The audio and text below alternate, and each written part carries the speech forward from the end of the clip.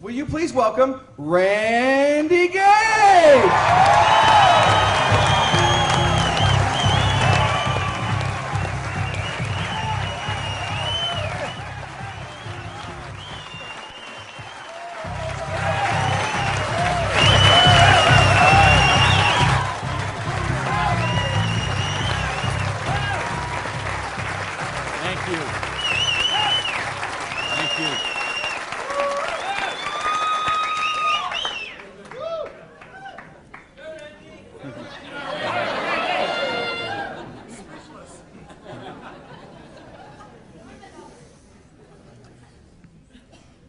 So what do you do when your dream dies?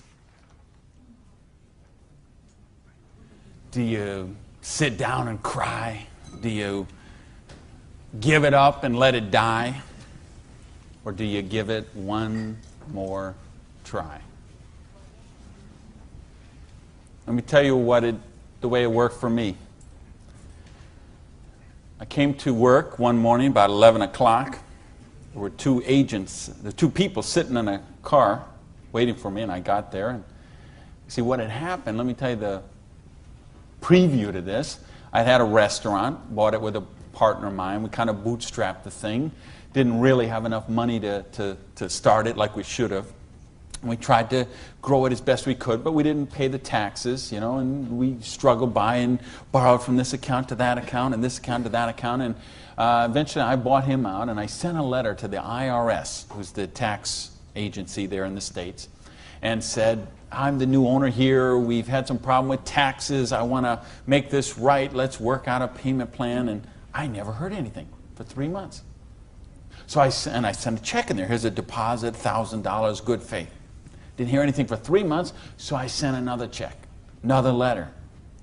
Never heard a thing for a couple of months until that morning. They're waiting on the car. You Mr. Gage? Yes. I'm Agent so-and-so. This is Agent so-and-so. We're here from the Internal Revenue Service. We have your letters here. We have your files here. And we know you have $15,000 in back taxes. So we need that money. There's a 100% penalty because they were not filed. So that's $30,000.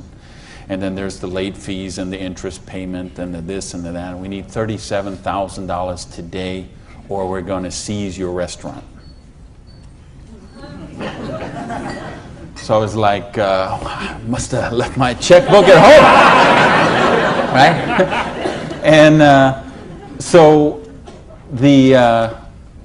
I called my lawyer, I called my accountant, they all said the same thing. There's nothing you can do, Randy. You got to work something out with these people. And I remember hiring a consultant who used to be an IRS agent, and she negotiated with him. She called me one day and she said, Randy, we're at the end of the road. The way they keep compliance is they have to set some examples sometimes, and you had a busy delivery business and they saw those cars going all the time with the signs on them, and they need to make examples, and they just want to make you an example.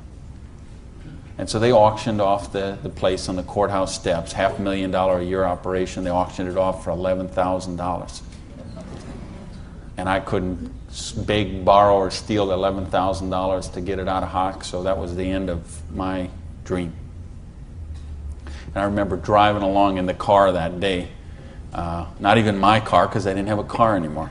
I remember driving along in my friend's car and crying in the car, thinking, I have to call my mother and tell her this. I have to tell my friends this. I mean, I was so ashamed. I was so humiliated. I didn't know what I could do. How was I going to tell people that I had lost my business?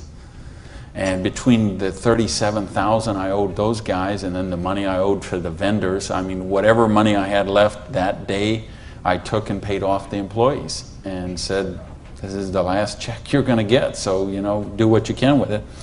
And that left me $55,000 US, $55,000 in debt. No house, no car, no credit cards, no job. And what do you do in a situation like that? Well, when you have your dream. And see, that was the biggest dream I had at that point in my life. Because as you heard from Ford, I'm a high school dropout. I started off as a dishwasher in a pancake house. And then I worked my way up to cook, and then I became a waiter, and then I was a manager trainee. And I thought, boy, if I could just be a restaurant manager, that would be, I could wear a tie, I'd go around with the coffee pot. How's your dinner this evening? Everything okay? You know, I thought, oh, this would be it. Until I got that job. And then I realized I worked 60, 70, sometimes 80 hours a week for a fixed salary. And, you know, and then I became like the problem store manager, and they sent me around to different cities whenever they had a store losing money. They would send me there, and it was my job there to go and be the turnaround guy. So I'd go in and work on the payroll, work on the food costs, the controllable expenses, make the thing profitable, and they'd send me somewhere else. I lived in 18 cities in 5 years. So think what kind of home life you have, what kind of friends. You don't have any friends. You don't, you know, because people stop calling you. Because every time they call you, you're always working. And you never go to the movies, and you never go to dinner, and you never go anywhere, so they just stop calling you. And your work becomes your life. And I know we've got people in this room tonight and people watching on this film today who are going through the same thing. We get out of balance. We get so busy chasing our income, we forget about living life. We forget about living our dreams. So anyway, that was my dream. I thought to run a restaurant until I got it. And then I said, well, this is crazy. I'm minimum wage here. When I divide all these hours I'm working with what I'm doing, I know what I got to do. I need to own my own restaurant. That would be the dream. And that's the great American dream, of course, back in the States, is you get your own business and you start it up. And so that's what I did. And I saved my money, and I worked hard, and I played by the rules, and I did all the stuff you're supposed to do, and I got that restaurant. Until that day when it all ended like that. And all of a sudden, where do you go when you don't have that dream anymore? And, you know, in my case, I had to back up, and I'll talk about that in a sec, but I don't want to talk about me tonight. I want to talk about you tonight. I want to talk about your dream. I mean the big dreams, the bold, daring, imaginative ones you had. The ones you had when you were 15 years old, and 18 years old, 20 years old. Because you know what I see people give up on their dreams. And it seems the older we get, the more we give up on our dreams.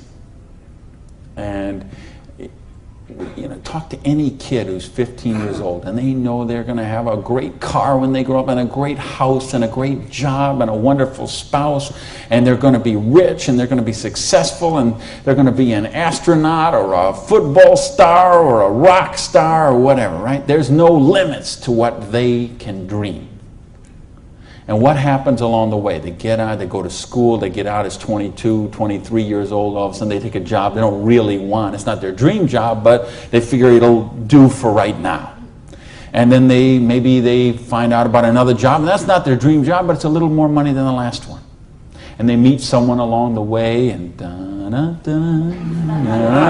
all of a sudden there's two, and then there's a little baby on the way, and there's another baby, and then there's diapers and formula and braces and all of those kind of things. And all of a sudden they take another job that's 500 miles away, but again, it pays a few $1,000s more a year, so they take that job. And all of a sudden you're 35 years old, you're 45 years old, you're 55 years old, and you forgot about your dreams. That's what tonight is about. I know you heard it's a business opportunity. Nah, it's a dream opportunity. How to get your dreams back. I noticed this because I like sports cars. Some of you all know me. You know, I got a car thing going on. And it's funny, I'll be sitting at the light in one of my Vipers, let's say, and some car will pull up next, and there'll be a guy driving there, and he's got his 2-3 kids in there in the back, and they'll roll down the window, "Hey, Mr. Viper, man, cool car, man, and, you know, rev the engine up. I can't wait. When I grow up, I'm going to get a Viper." And kids say that to me all the time. "I grow up, I'm going to get a Viper." Now, Dad doesn't say that. He's just sitting there behind the wheel, because see, Dad's already grown up.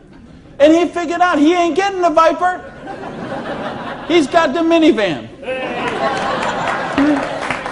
Right? What happened along the way? You know, because, and it's funny, every year they publish the list of the most popular cars.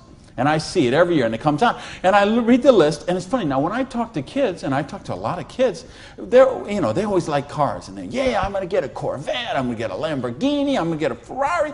And then when they publish this list of the best-selling cars, it's Toyota Camrys and Holdens and Mercurys and Ford Escorts and Geo Metros, the broke mobiles, right?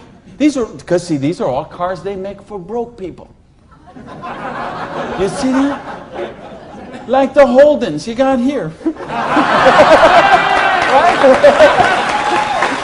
And the Toyotas we got there, and the Chevys we got there, and the Buicks we got there. They make those things for broke people. Now, how come when I see the list of the top 10 things, I don't see Ferraris and Lamborghinis and Rolls Royce and Jaguar and Bentley? Because they gave up on their dreams.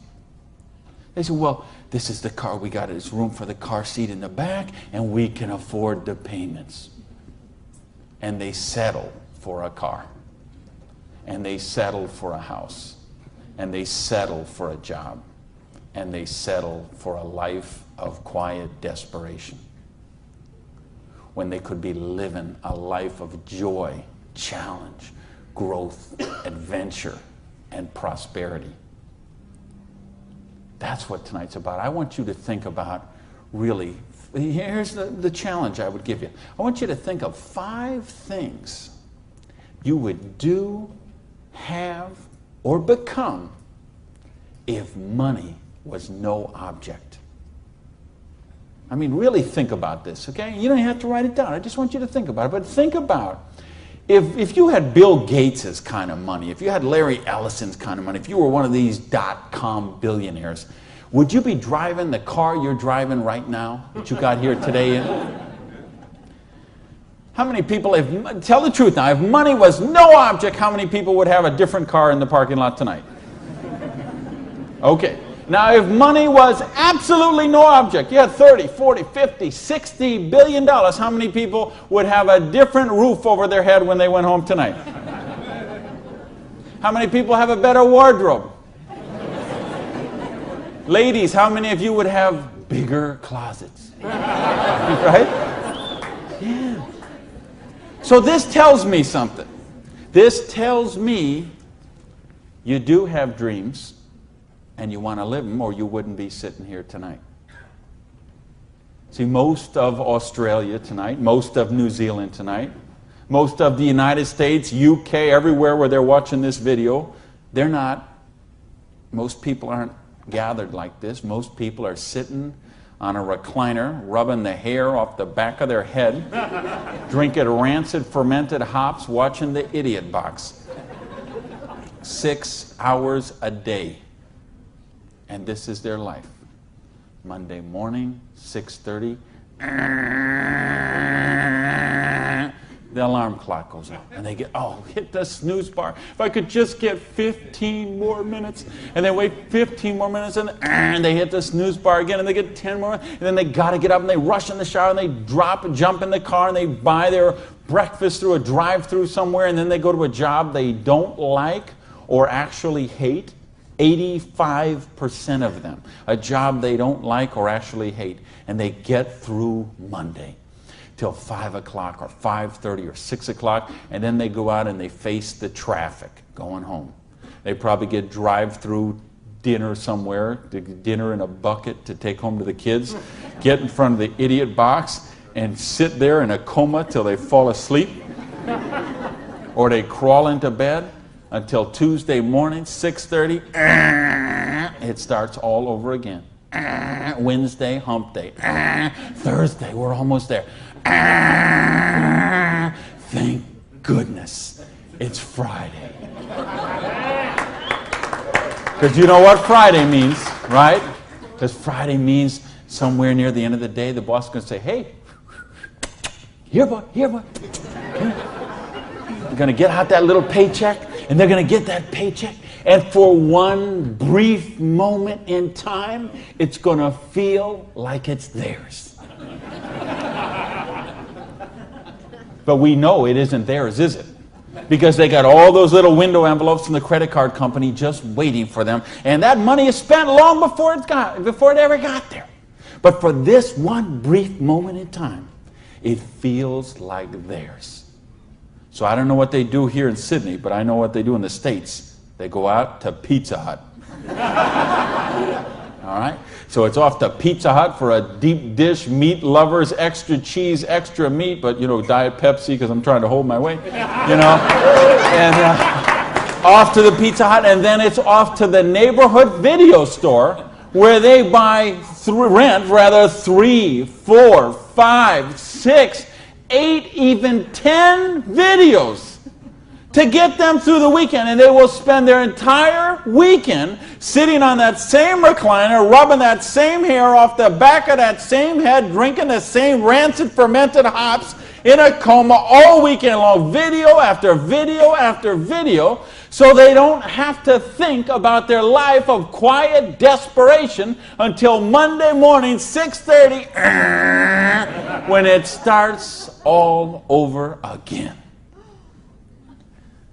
This is life for a lot of people. This is life for millions of people. They're missing out on the real life. They're missing out on the real joy. And I don't want that for you. I didn't come 12,000 miles here to tell you what you want to hear. I came to tell you what I think you need to hear. We got a business here that offers you a chance with unlimited income potential. It's a business to help you be successful while you're helping other people reach success. You choose the hours you work. You pick the people you get to work with. I mean, do you know what a joy that is? Just to be able to pick the people instead of those slobs you're working with. Right? I mean, the tax advantages are extraordinary. The travel opportunity, if you're like me and you love to travel the world, the travel opportunities in this business are simply amazing. Okay? So what's it take to do the business? Well, it doesn't take a lot of money. This is a very low startup cost business. It doesn't take a lot of time. This is a business you can start in 7 to 10 hours a week. And what I'm going to share with you tonight is a 2 to 4 year plan. So you say, is this a get-rich-quick scheme? Yes, as a matter of fact, it is. Okay? Because anything that can get you rich in 2 to 4 years is a get-rich-quick scheme as far as I'm concerned.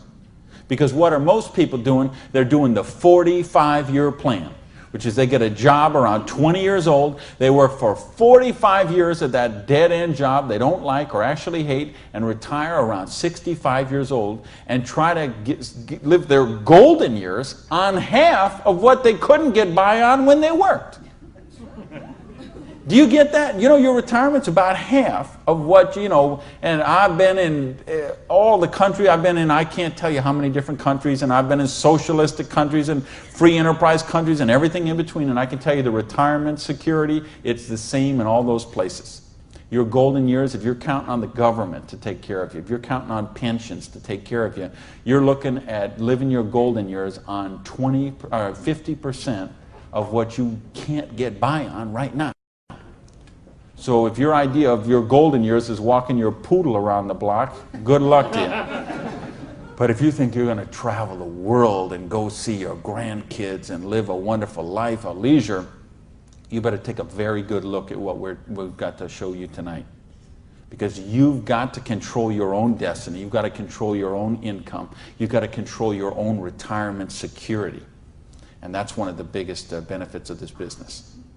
So it's a 2 to 4 year plan, takes 7 to 10 hours a week. It doesn't take a lot of money. So what does it take? It takes the dream. Because if you don't have the dream, you'll never find the 7 to 10 hours a week. I can guarantee you that. You're busy. We're all busy. You're working, you're picking up the dry cleaning, you're making dinner, you're taking the kids to football practice, you're paying the bills, you got to sleep, you got to eat, all this. You're using 24 hours of every day already. So what's got to give? You've got to find a dream, something that will take you to this frame of mind where you will change the way you live, you will change the daily actions you take, and you will change your mindset for a 2 to 4 year period. So that alarm clock will go off at 6:30 in the morning. You'll get up, you'll have your breakfast, you go to work, you'll work 8 or 9 hours at your job, you'll get out of the job, you'll run somewhere, grab a bite to eat, and go somewhere and work for another 3 hours in the evening. When you could be home watching TV, when you could be with your kids, when you could be with your family, when you could be watching a football game or something else. But you will make a sacrifice. You will say, I will find the 7 to 10 hours a week for 2 to 4 years to build my freedom, to build my security, to build my independence. And don't tell me, ladies, well, I can't do that because of my kids. Let me tell you what I say to that. Don't use your kids as an excuse not to do the business. Use your kids as the reason to do the business. So you can raise your own kids instead of paying someone else to raise them for you. You know how many people drop their kids off at a daycare center at 7:30 in the morning and pick them up at 5 o'clock at night? Those poor kids couldn't pick their mother out of a police lineup.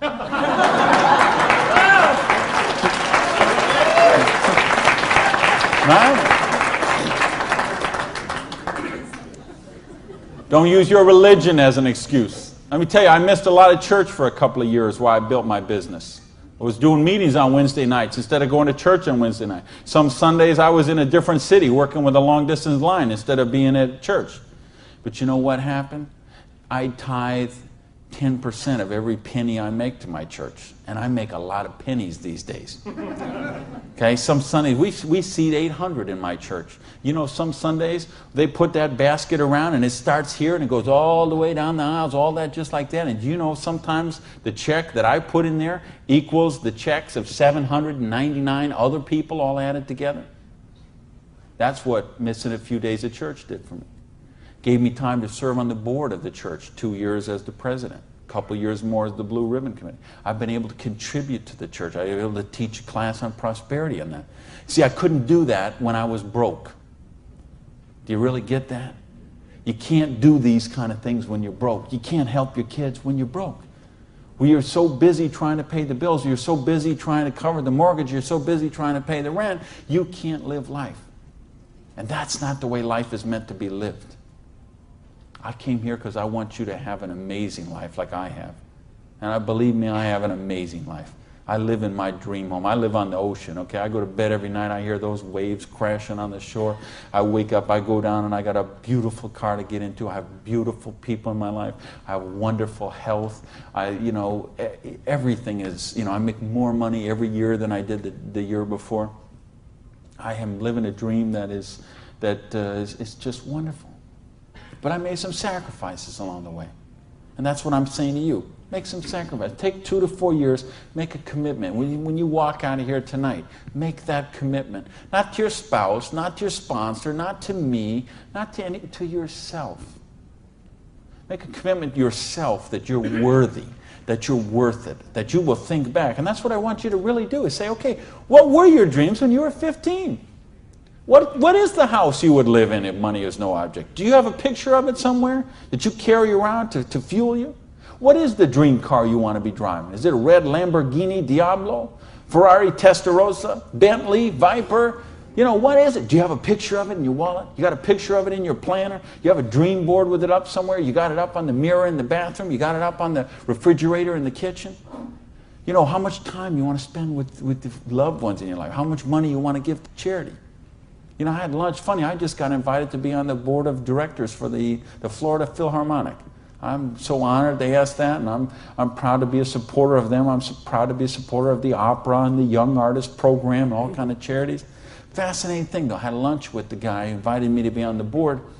He gave $1 million to the Philharmonic this year. $1 million. So they can play beautiful music. That's money. That's money with a capital M. That's living a life of dreams. That's living a life of wonder, of joy, of adventure and growth. And that's what I want for you. But you got to know what that is. So please, those 5 things, what would they be? And maybe you're going to give $1 million to your church, temple, or synagogue. Maybe it's you want to take a year off and study ballet.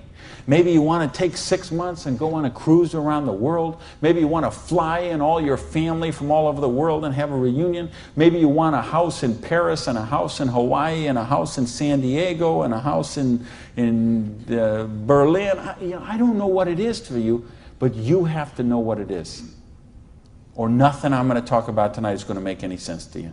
You'd be better sitting home watching Survivor, Big Brother, Fear Factor, whatever one of those shows.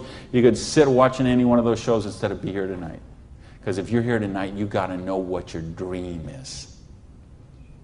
And we can show you. I will draw out on this board. I will draw out a way and show you how you can live those dreams. And I'll show you how to build some residual income, some retirement security, and you can just do the numbers yourself, okay? And you could say, all right, is there any of those 5 things that I would do, have, or become that I can get with what I see here on this board? The difference is, and here's the secret, okay? You wonder, okay, I know there's nothing for free. There's always a cost. Here's the thing. Here's the secret of everything I'm going to talk about tonight has to do with leverage. It's getting you out of the trap. And there's a big trap, okay? And this is the trap. It's people trading time for money. You work 40 hours, you get paid for 40 hours. So you work 40 hours and you get paid $400 a week.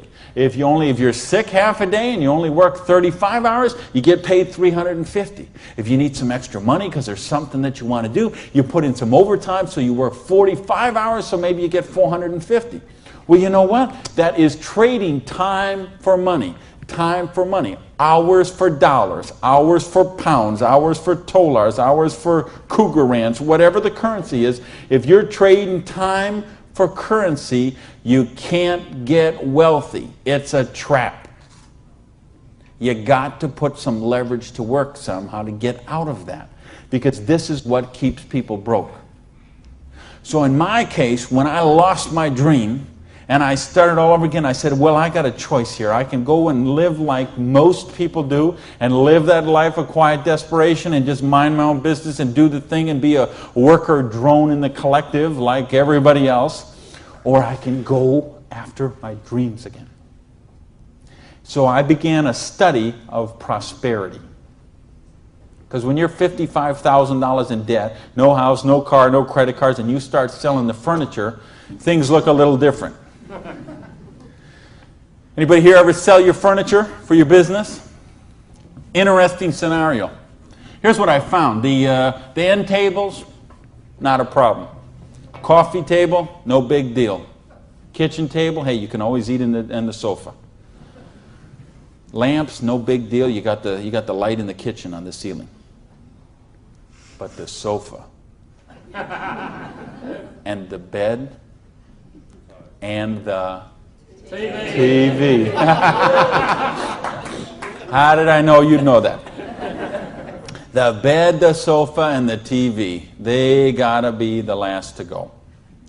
Because see, I don't know if you got it here, but what we have in the States, we have infomercials on all night long. So once midnight hits, these infomercials start, and they're all about how to make money. So what do you do when you're $55,000 in debt and you're sleeping, with no furniture and whatever? You sit up all night and you watch infomercials. And then you sleep all day and you're so depressed, and you get up and you read the one ads and you think you don't have bus fare to go to the job interview, and you think how miserable your life is, and you eat macaroni and cheese 3 times a day, which is what I did for weeks and weeks and weeks. So I'd get up, sleep, mope around, eat my macaroni and cheese, and then midnight would start the infomercials. And I remember we had a Vietnamese guy named Tom Vu. I don't know if you ever saw that here, this infomercial. He had one of those courses on how to buy real estate, no money down. So one night, it's 3 a.m., I'm sitting on the sofa. Tom Vu comes on. He says, "You, sitting on the sofa! You, it's 3 a.m. Now I know he's really worried, because it's 3 a.m. I'm sitting on the sofa. He said, "You sitting on the sofa at 3 a.m. Your wife's asleep. Your baby's asleep. You are a loser. Nobody cares about you. You a loser. If you don't buy my program, you deserve to be broke.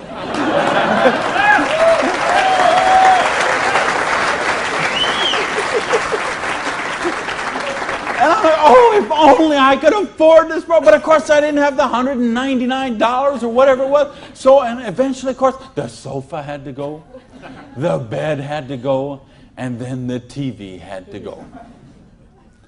And then something else had to go. And that was my mindset. My victim, loser, woe is me, oh, the circumstances are against me. That mindset had to go. And I had to say, okay, I am sick and tired of being sick and tired. I am sick of being broke. I am sick of being sick. I am sick of being stupid. I'm sick, you know, the truth is I wasn't even broke, okay? Because I would have needed $55,000 to qualify for broke. Okay? I would have been happy to be broke at that point in my life, okay? At that point, I would have been happy to have an alarm clock going off at 6:30 waking me up. Now, is that the dumbest invention you ever heard, though, an alarm clock? You're supposed to wake up when you finish sleeping. But, right, what do? We stuck in the thing. So now at this point, I wouldn't have been happy with an alarm clock. Okay, but I started a study of prosperity. And here's what I found. 2 secrets of prosperity. If you want to be wealthy, secret number 1, you have to be your own boss.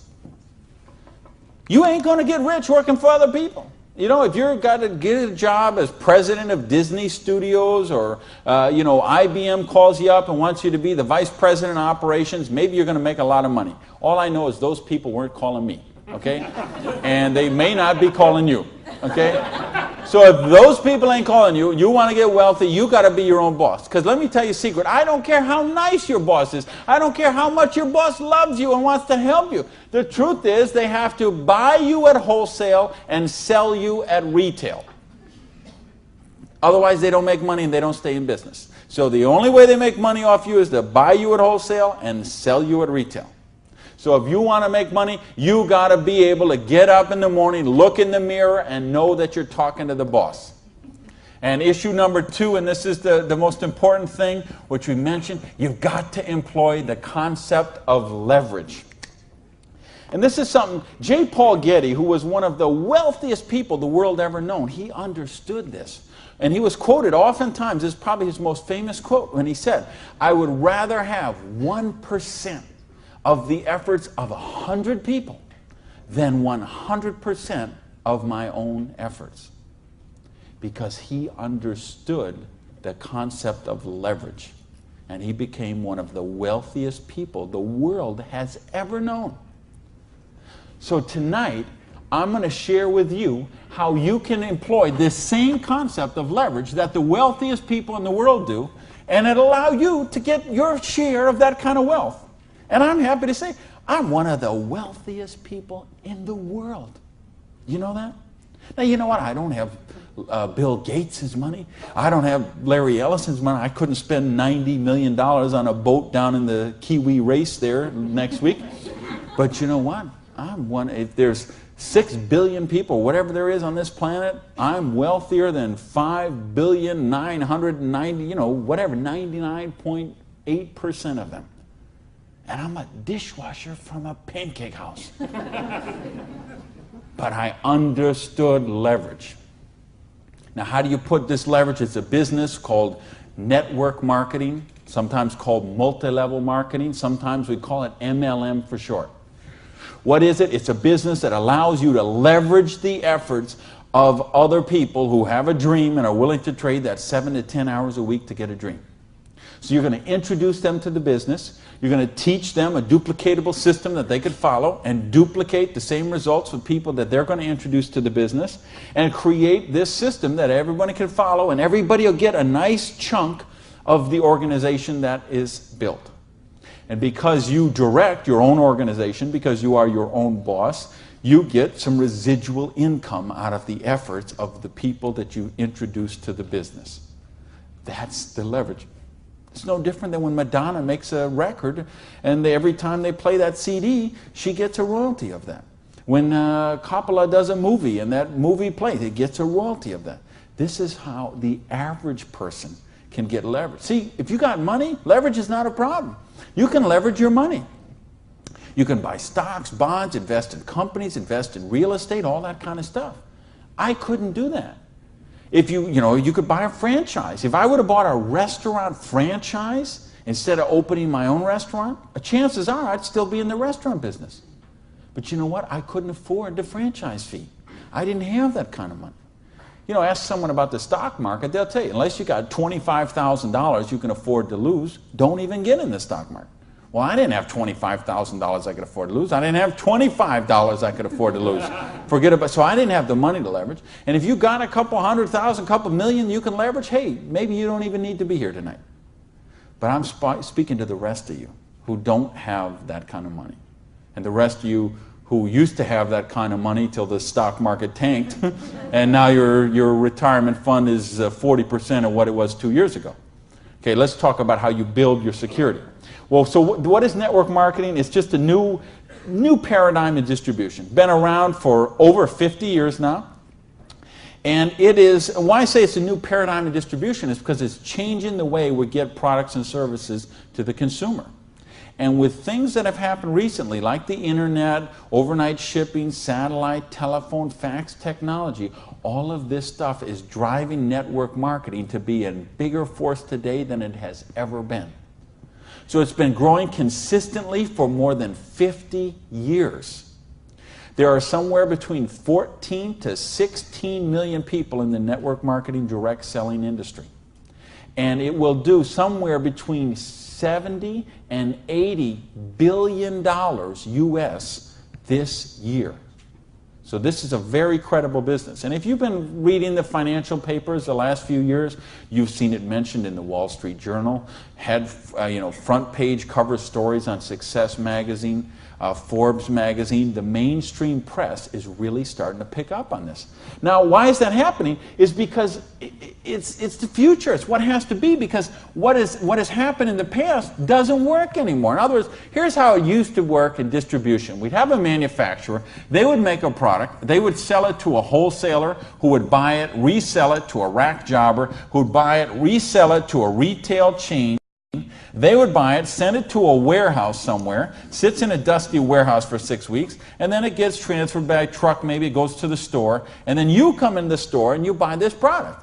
Well, they had to make money, they did. You have all these parasites who were taking money out of your product. I say, why am I calling all those people parasites? Well, it's not that they're not nice people, it's just that made sense 100 years ago.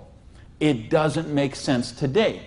Because today, we can have a network marketing company manufacture a product and send it direct to a distributor who in many cases is the end consumer, and in other cases is just conversationally marketing the products with their friends, neighbors, and relatives, and we eliminate all these other people in the middle. So look at the difference. This made sense 100 years ago. Something came by boat over here. Maybe it went from California, it went on a ship, came to the East Coast here, and then it was transported across to Australia, over to the outback. It was the same thing with us. We used to get stuff from England, and it would land in Boston or New York, and then it would go by stagecoach across the country, and then it went by train, and then it went by truck, and this is the only way it worked. This is all we knew. Then we got fax machines, we got the internet, we got Federal Express, UPS, overnight delivery, we got 800 telephone numbers, we got fax machines. All of a sudden, this doesn't work anymore. It's a broken model. Why do you think so many businesses have been in bankruptcy in the last 5 years? And I mean big name, 100, 200-year-old companies, retailing giants like Macy and Stalwart said that, we would think have been around forever. They went into bankruptcy court. Why? Because they have a broken distribution model. This is the model of today. This is the model of the future. And with what we're doing now with internet and 800 numbers and ordering, this is going to get just bigger and bigger and bigger. So what this does is this allows you an opportunity to participate on a new paradigm in distribution. I want you to think when fortunes were made. They're made in revolutions. The agricultural revolution made a bunch of rich landowners. The industrial revolution made a bunch of rich factory owners and business owners. If you think of Carnegie, the steel, the Amoco people, the Standard Oil people, the Henry Ford and the Chryslers, and think of all the old money today. It all came from the families we know today. It came from the Industrial Revolution.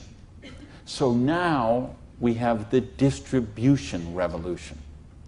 So what this means is that 50 years, 75 years from now, there's going to be a meeting at a hotel somewhere in Sydney, Australia, and they're going to say, think about the old money today, the Gage money, the Hawkins money, your money, and say that was made in the distribution revolution.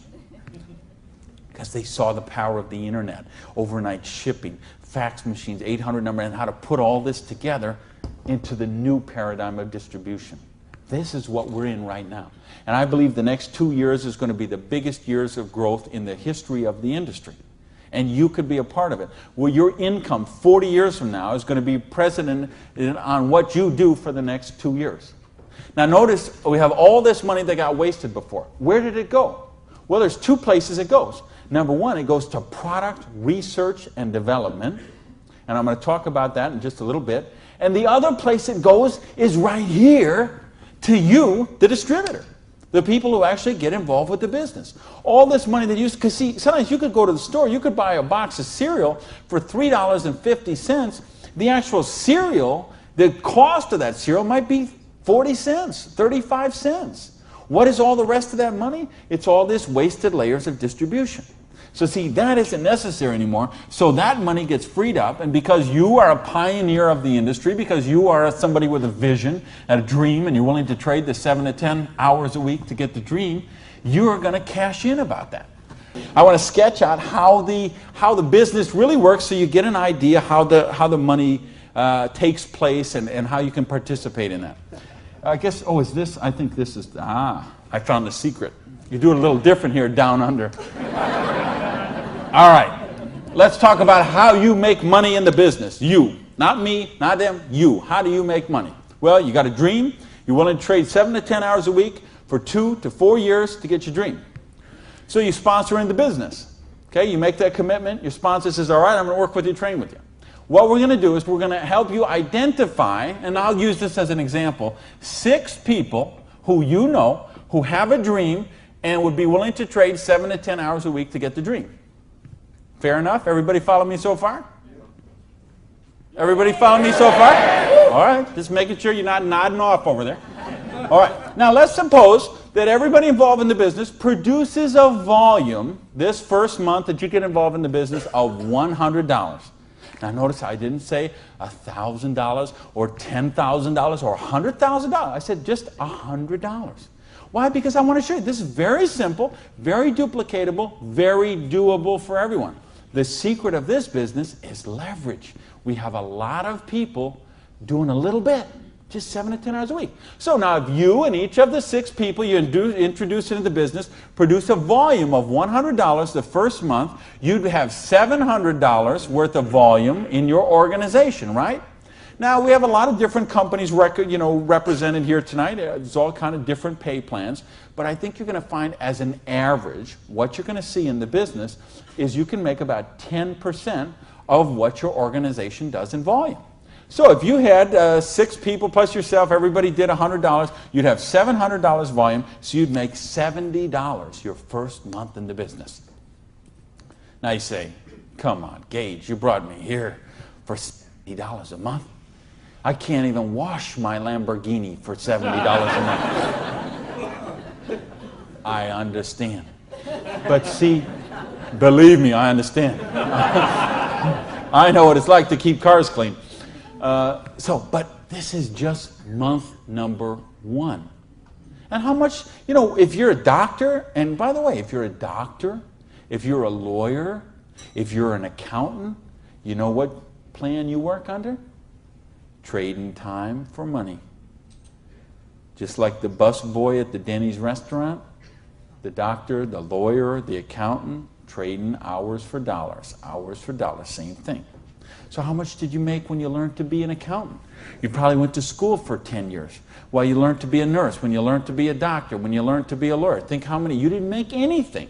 So don't be crying about your lousy $70 here, okay? Because you're learning the business. Because look what happens next. Now the second month, we're going to say, we're going to help you help your people. We're going to teach you that duplicatable system to teach your people. And we're going to have them, now we're going to say they're not quite as bright as you are, okay? They didn't quite get this as good as you did. So they each got 5 people that they're introducing to the business, all right? Now, of course, it will not work out exactly this way, because I know some of you accountants there are sitting there thinking, okay, this guy might only get 4. Don't worry about that. I'm just making an example. So you got the 6, and this 6 each got the 5. Well, that would put 30 new people in your organization. Plus, you still have the 6, plus you got you. So now, the second month, you'd have 37 people, each doing $100. How much would that be? $3,700, right? So 10% of that would be how much? $370. Now you say, okay, $370 is a nice little pin money, but it still isn't going to buy my Lamborghini. I understand that. But that's just month number 2. Because all of a sudden, look what happens. There's 36 other people who are, now they're not working for you, they're working for themselves. So they're not calling in sick, they're not stealing paper clips to take home, okay, none of this stuff. They're all working for themselves, right? Now, what happens when we duplicate the process? And we say, now we're going to teach them how to teach their people. And you say, well, how do you do that? We've got a complete step-by-step duplicatable system to show you how to do that. You're going to teach your people how to teach their people. So we say, what if those 5 each just got 4? Now, why I'm doing this? Because I want to be really, really conservative. If I showed you what could really happen, I'm afraid you might swallow your teeth. So I'm going to be very conservative. So now if the 30 people each just got 4 people, now we'd have 120 new people in the organization. They don't work for you, they work for themselves. 7 to 10 hours a week, they're building a dream. 120 plus the 30 plus the 6 plus you, that's 157 people. Everybody just doing not $1,000 a month, not $10,000 a month, not 100 lousy dollars a month does $15,700 income or volume, which means your income for month number 3 would be $1,570. Now, all of a sudden, we have a little money we could play with something. We could do something with $1,500 a month. Do you know how many bankruptcies would be avoided with $1,500 a month? I would make a bet to say of all the personal bankruptcies, and there's been a record year for personal bankruptcies the last 6 or 7 years in a row. Every single year has broke the record from the year before. And I had someone very close to me did this just a couple of years ago. And I'm telling you, I bet 90% of them would be eliminated with $1,500 a month. In fact, 90% of them would probably be eliminated with $300 or $400 a month. Just this much, the $370 a month, would help most people that they could just start paying down their credit cards instead of paying those minimum balances every month. By the way, do you know how long it takes to pay off your credit card if you're paying the minimum balance every month? 10 years? 20 years? 30 years? 40 years. That's how long it takes. So if you're paying the minimum payment every month, get happy, because in 2042, you're all paid off. All right, now we're going to go down one more level. Now we're going to say, what if the 4 people each just work with 3 people? Now again, everybody's not going to do it this way. Some are going to do it more, some are going to do it less, but I just want you to see how it works. Now the 120 people each do 3 people. That give us 360 people, plus the 120, plus the 30, plus the 6. This comes to how many? Somebody help me. I'm a high school dropout. 500 and something. 517, is that right? Who's here? Somebody good in math? So 517 times 100 is $51,700 volume in your little business that you got no employees, no office, no overhead. You're running this from your kitchen table or your spare bedroom or your hallway or your closet. and you're doing $50,000 volume a month. Do you understand? We can leave this hotel. We can go down the street, Elizabeth Street. We can go onto Oxford Street. We can go to Liverpool, and we can find shop after shop, beauty salon after beauty salon, store after store, dry cleaner that are not doing $50,000 volume a month. And you're doing it out of a part-time business, 7 to 10 hours a week. Why? Because you're using leverage. Do you get this? Yes! Because, I mean, do you really, really get this? Yes! Because, let me tell you a secret. If you get this, you're not going to sleep very well tonight. Believe me, I have spent many a night just laying on the pillow, looking at the ceiling, and seeing 6 get to 5, get to 4, get to 3, okay? If you understand this, now we're talking $5,170 a month.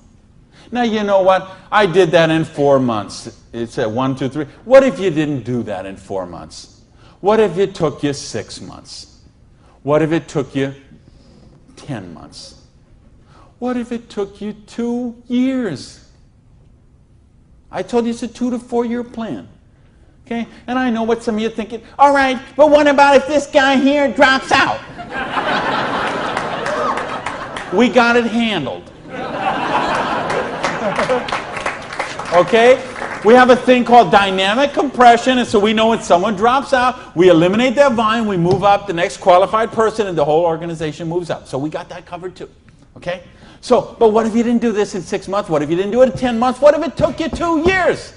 Would it be worth trading 7 to 10 hours a week for 2 years to have an extra $5,170 a month? Yes or no?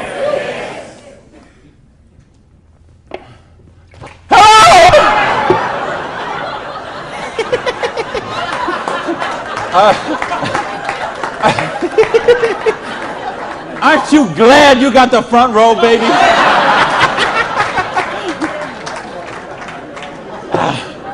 Now, let me get some more water here.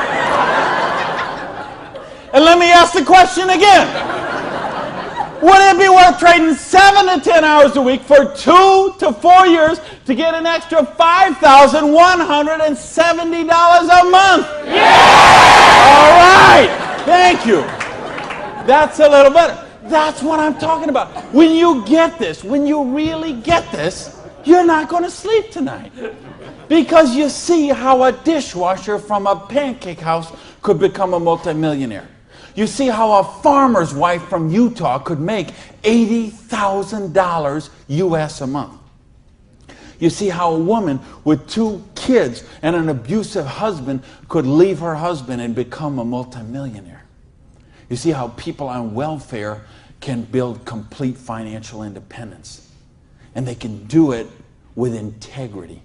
They can do it with honor. They can do it with helping other people, giving value, contributing. That's what we got to offer here.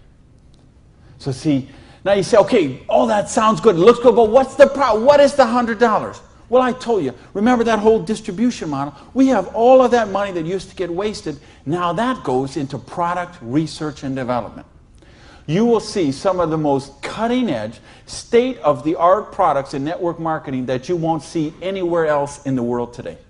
Some of the best scientific breakthroughs, some of the best health breakthroughs, some of the best wellness breakthroughs, medicine breakthroughs, herbal breakthroughs have been personal care products, environmentally non-toxic, natural products. Some of the most breakthrough products in all of those categories have been brought to the marketplace because of network marketing, because they have the time, the money, the research, the resources to do that kind of research. So what I'm going to ask you is, if you're here, you're looking at this for the first time tonight, if you're on the video and you're seeing this for the first time tonight, you have a conversation with the person who invited you here. Have a conversation with the person who asked you to watch the video. And they will give you a catalog. They'll give you some brochures. They might have some tapes, some videos, some other things, and you'll find out about these products. What I want you to see tonight, right now, is the big picture. how the distribution model works, because this is how fortunes are made. People who recognize new paradigms become pioneers in those paradigms, and they reach the reward for generations sometimes. So the products are there. Next question is, say, what about the support? I don't know anything about this business. I've never done it before. How can I do the business? Well, that's what the system, we keep talking about a system. In other words, we've got a system where we're going to teach you how to do the business, and we're going to teach you how to do the business while you actually do the business. That's why we've got this presentation up on the internet. That's why we have this meeting in this hotel here tonight. You have a sponsorship line. So you see, a lot of people say, well, I don't want to be this guy here. I want to be this guy right at the top, because look at all these people he's got under him. Well, you know what? This guy or this gal down here, this person and this person and this person and this person, and all the way up to the company, all those people work for that person for free. Because every one of those people have a vested interest in their business. So you want to have 150 people between you and the company, because they all work for you. So they will go with you and they will do two-on-ones with you. They will go to your prospects and sit down at a coffee shop and bring a notepad and explain the business to them. They'll conduct meetings like this where you can bring your people and let them see what the business is about. They'll bring in speakers from all over the country and sometimes all over the world. So your prospects can see and meet and learn from some of the most successful people in the business. There's conference calls, there's monthly newsletters, there's regional trainings, there's company conventions, there's audios and videos and brochures and booklets and catalogs. There is just hundreds of little tiny things that are all designed for one particular goal in mind: to make you successful. See, you are in business for yourself, but you're not in business by yourself, because you have that whole support network of people to help you build the business. So, and that don't happen when you open up your own, and you know this, most of you in this room, you know, if you've ever been in the restaurant business, like I have, you know what I'm talking about. If you own a beauty salon, you know if you own a little store or a shop, you know you don't own the business owns you. And you know if you work for someone else, you're never going to get wealthy that way. So what we've got tonight is a model that lets you work for yourself, but not by yourself, and it gives you the option to build your future. Now, I want to give you 3 options. If you're thinking about the business, I want to suggest 3 things to you. Option number 1 is you say to me, you know what, Randy, that sounds good, it looks good, but you know what, I'm one of the 1/2 of 1%. I love my job, and I get paid exactly what I'm worth. Well, you know what? If that's you, I don't know how you still made it this far in the room tonight, but if you did, thanks for staying. And then we'd love to have you as a customer, okay? And what I'd ask you to do is to talk to the person who invited you tonight and ask them about the preferred customer program. Because I told you, we've got some of the most cutting-edge, state-of-the-art products that you're going to find anywhere. And the difference is, if someone in this room or someone who asked you to watch this video told you about them, they will become your personal customer service representative. So you're not calling some 800 line that you never met, or sending things off and going into a store and standing around for 20 minutes trying to get someone to wait on you. You're going to have the personal attention of somebody who knows you and cares about you and will look after your needs personally. Now, option number 2 is what we call the small business. You say, you know what, Randy, this sounds good. I like the idea of being my own boss, and I like the idea, or maybe you're looking at a nutrition company and you say, well, I'm a chiropractor, a massage therapist, an iridologist, or physical therapist, and I want to sell this stuff to my clients. Or maybe you're being presented to a personal products company and you own a spa or a gym or salon and you think you could sell them there. Or maybe it's a cleaning product stuff and you've got a cleaning service and you could sell them to your clients. Well, if you're looking to just kind of use the products yourself, buy them at wholesale, and then conversationally market them to your friends, neighbors, and relatives, that's a small business. And if you want to make a couple $100 to a couple $1,000 a month, the small business option would be the one for you. Now, there's one more option, and that's the big business option. Okay? And that's the stuff that we're talking about right now. meaning you're not looking just to retail a couple products to a friend. You want to build complete financial independence. You got a dream. You're willing to trade that 7 to 10 hours a week to get the dream, and you're willing to do a 2 to 4 year plan, and you want to work to build that dream. You want to build an organization like this. That's the big business option. If you're looking for financial independence, then that's the option for you. Now let's bring this all together. I told you what happened when when my parade got rained on. My dream looked like it was going to die, and I drove around in that car. I remember crying in that car, thinking, having to call my family and call my friends, and that it just took so much out of me. And I'll tell you what I did. I went in, and here I was. I had owned a restaurant. I'd owned 2 restaurants in my life. I had been a restaurant manager for years. I went and found a restaurant in South Miami, a little diner that was open for breakfast and lunch only, way in the Southwest where I didn't know anyone, and I got a job as a breakfast cook, flipping eggs.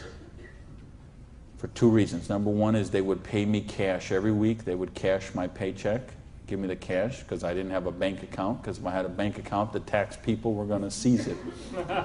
So I needed someone who would pay me cash, and I needed to go get a job and just make some money to buy macaroni and cheese. And I had to lick my wounds. I had to take a couple of months and just regroup. I had lost my self-esteem. I had lost my drive. I had lost so much that I just didn't even know where to go. So I needed that time to do that. And so I got up every morning at 5 o'clock in the morning and took a bus down to South Miami to be there by 6 o'clock, 6:15, and flipped eggs every day till 2:30. And I did that all week long. And I did that for months to kind of just get my sanity back, get my esteem back. And then I went back to this business.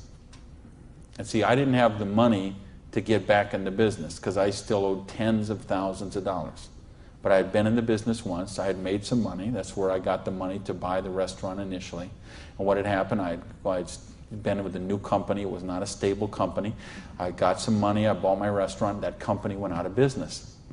Well, then I was in the restaurant and working 80 hours a week, and then it just, that's what happened. So now, owing $50,000, I knew I was never going to pay this off flipping eggs, and I knew I was never going to pay it off even if I got a job as a restaurant manager. I mean, do you know how long I'd have to work as a restaurant manager before I could make $55,000 and pay it off? And I owed even more then because I had borrowed a bunch of money just to live. So I said, I've got to get in this business.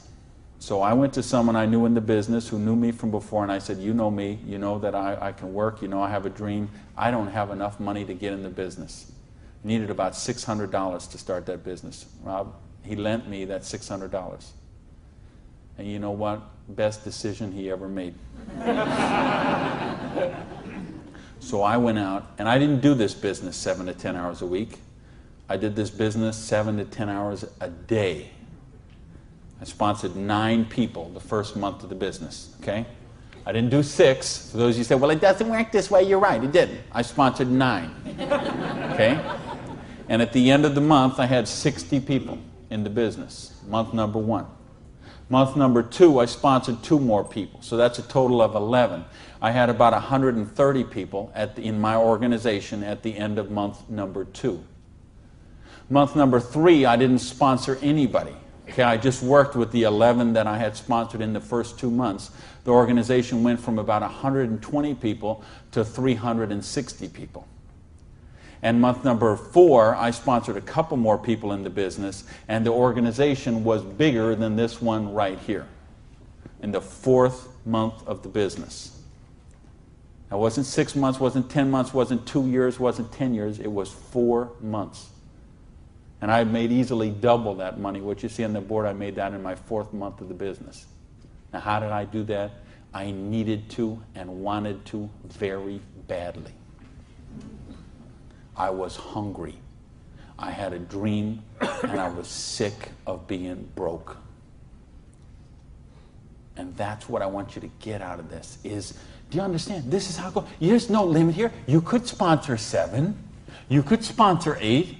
You could sponsor 9. You could build this whole organization, build yourself up to get $50,000 or $60,000 a year residual income, and then you could go out and you could sponsor 5 more people and start the whole process all over again, the same exact thing. And you could have 100,000 residual going. And you could start with 5 more and you could have 150,000 residual going. And if you put 5 people a year in, and it's very simple, put 5 serious people in the first year, put 5 serious people in the second year, put 5 serious people in the third year, and you will be making a fortune. Put 5 serious people in the fourth year, you'll have a business worth at least $1 million, I project. Put 5 more the next year, and you're going to have a business worth a couple $1 million in 5 years. Why? Because we got residual income here. You're building leverage. You're getting this going. And that's what I want you to get. You know, and now I've been able to help people all over the world. I told you guys, the platinum people, I talked in the reception about the 3 kids from Norway who came to a program I did in 1998. And they're all multimillionaires now, all 3 of them. Number 1, number 2, number 3 payout in their company. I think of you guys right here in the front row and what you've done the last couple of years. And you know the people I had in London, those people there, what they're doing there. I've got people all over the world. Just, they got a dream. They're willing to trade it. We give them a system to follow, and they're living their dreams. I think of a lady named Mary in Colorado. Lady I mentioned earlier. 2 kids. She's sleeping in her friend's basement because she's on welfare. Divorced, no husband anymore, no one to help pay for her kids. So she was on welfare. And along the way, she got attracted to the business. Along the way, I was able to touch her and touch her life, show her some things, how to follow a duplicatable system. She built an organization making $30,000 US a month. Now, you know, the $30,000 US a month, I'm okay with that because you can get by on that. Okay. I couldn't get by on that, but I know a lot of people could get by on that. But you know what? It's not the $30,000 that gets me so excited about what Mary did. It's what Mary did. It's the example she does for her 2 kids, okay? It isn't just the money. It's what, I mean, do you know what that means to those kids to see this woman who was on welfare and just desolate and nowhere to turn, and you meet her today and she is so well dressed and positive in her esteem and she's so confident and she is modeling this behavior and setting such an example for her kids. This is how you raise good kids. Is you show them how to be successful yourself. You don't tell them grow up and get an education, grow up and be successful, grow up and make money. You model the behavior for them. Jan Rue, who a lot of you know, I've done programs with Jan. Here's a lady, same thing, abusive husband, divorced, 3 kids I think, became the #1 payout in her company. Why? Because she had a dream. And she was willing to trade that 7 to 10 hours a week to get a dream. And we've got the model here where you can do that. There is no limit to what you can do. But I don't want to talk about my story anymore. I don't want to talk about Jan's story. I don't want to talk about Mary's story. I don't want to talk about Orion's story. I want to talk about your story. I don't want to talk about my dreams, Jan's dreams. I want to talk about your dreams. You know, go back to where we said earlier. Is there, did this kind of thing, if you did this in 6 months, a year, 2 years, is there something on your list of 5 things you do have or become you could do with the down payment, with what we're talking about there? And if not, how big is your dream? How, are you willing to pay the price? Are you willing to live your dreams? Because if you are, we've got the business that will allow you to do that. So I got a couple questions for you, and then I'm out of here. I'm looking for 1-word answers. Question number 1. Do you believe you're really worthy of success? Yes! Question number 2. Are you really willing to live your dreams? Yes! Yeah, baby! And question number 3, the last question, and I'm looking for a 1-word answer once again, and you better blow the roof off this joint because that's it, and I'm out of here. Because all of this, all of these numbers, all these things, it all goes back to this one circle. These are not circles. Every one of these represents a person, and this circle right here represents you. And this thing only works if you believe in you. If you believe you are worthy, if you believe you have a dream, if you're worth that dream, if you're willing to trade that 7 to 10 hours a week to live that dream, if you're willing to not let your dream die. You're not willing to sit down and cry, even if you have to sit down. I had to sit down and cry. But you're not willing to give up and let it die. You promise yourself, you make yourself, you commit yourself to give it one more try. So the last question I'm asking you is based on everything we've talked about tonight, everything you know about this business now, everything you know about the person who invited you, everything you know about you and what you are and what your dreams are. I need to know, are you willing to give it one more try? Yeah! Thank you. Good night, everybody.